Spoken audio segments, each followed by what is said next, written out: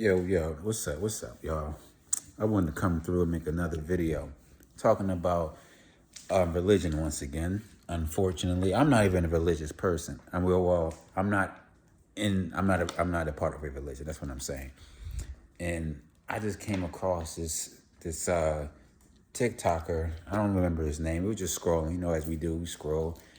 And individual was saying that Islam, the Islam religion, is saying that it was calling Jews pigs and rats and saying to go and kill Jews and all this and all that. It was a Jewish guy.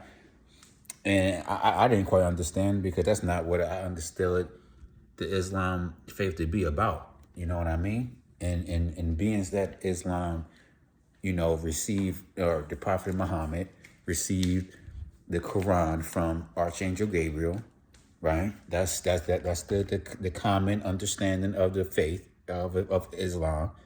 And nowhere in that Quran does it say anything about Jews being pigs, rats, and deserve to be killed or anything. That's not even the archetype of Archangel Gabriel in any religion. In art, and now I know Hindu talks about Yama, the guardian of the direction of the south, and it basically reads exactly like Archangel Gabriel.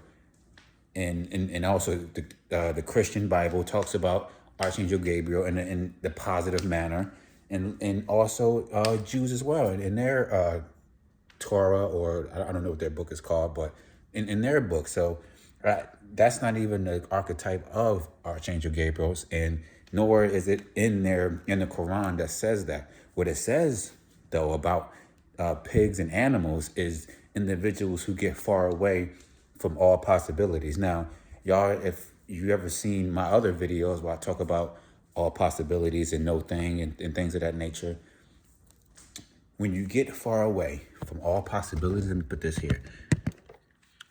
When you get far away from all possibilities, your awareness it's like going against a grain. So all possibilities is about expansion and contracting, expanding on beyond our limits and what's possible, and contracting on that to make it, I want to say, what's the word I'm looking for? More variety. So when you contract on something, this is like, okay, this, for example, this is the best way I can explain it, or how I understand it as well.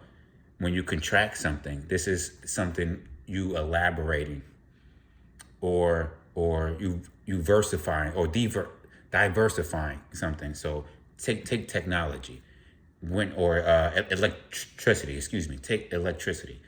Electricity expanded on what is capable and what we can do and what we understand about the world we live in. Correct, right? And contracting would be all the things that come out of electricity components, like video games, etc.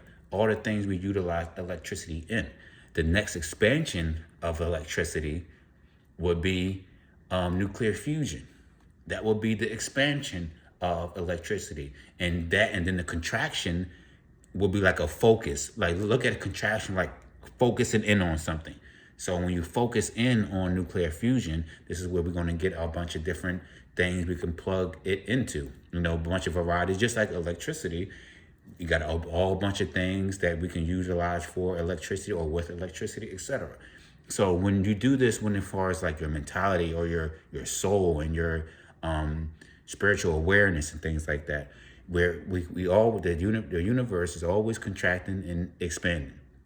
I did the wrong hand signal. Expanding and contracting.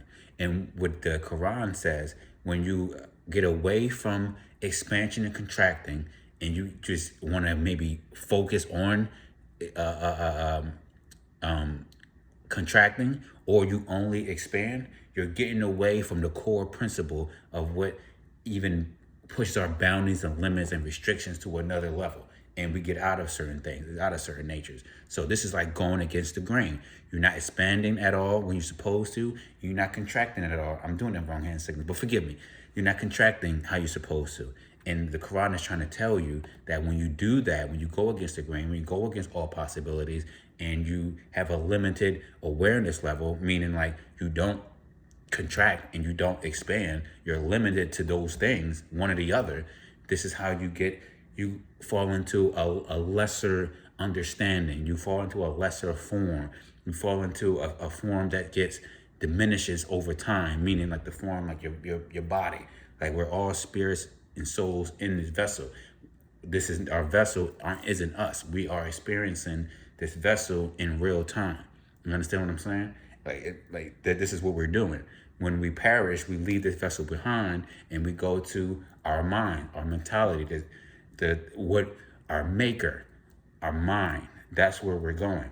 And so when you don't know how to do this, or you have an outlook that you have an outlook which says, "Oh, I don't believe in all possibilities. I don't believe in this or that, or I don't believe in going towards expansion and contraction." This is how you get a lesser form.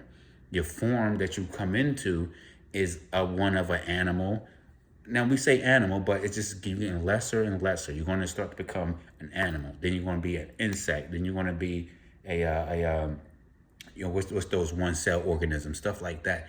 You are getting far away from all possibilities. Now, as you can see, going from a human to an animal to a bug, this is something that's lost in contraction, lost in a limitation, lost in saying, oh, there's not that many possibilities. There's only this one way. There's only this kind of way. There's only, you know what I mean? Like when you get lost in things like that, this is how you contract and get smaller and smaller and smaller as far as your awareness level and your capabilities. And that's what the Quran is trying to express when it says anything about pigs and apes and things like that. It never said anything about attacking people. Jews were apes. None of that. It was always about, if you get away from, like I said in my other videos, Allah equals all possibilities. When you get away from Allah, you go against that kind of understanding, you start to become a lesser being. You're no longer expanding and contracting. You're doing one or the other only. And one of the main ways of contracting, or the results of contracting, is becoming a lesser form. As far as expansion goes, if you only expand, this is getting into like a scenario where, dare I say, you're like trying to play God, or trying to, it's almost like this. It's like always expanding is like when someone's trying to jump off a building and continue. It's like insanity. That's what I was trying to get to. Like you're looked at as an insane person. So what I was saying about the building thing is, if someone tries to jump off a building and land on their feet, and their bones are breaking because of it, but they keep doing it, they heal their bones and keep trying to do it. This is someone that's trying to expand the limitations that we have before it's time for it. This is someone we consider insane. This is someone who's always going to experience an explosion of something, or combustion of something in a painful, I want to say unorganized kind of way. So like we recognize that as insanity. And they're both basically insanity, but one leads to organ implosion. The other one leads to disintegration, basically.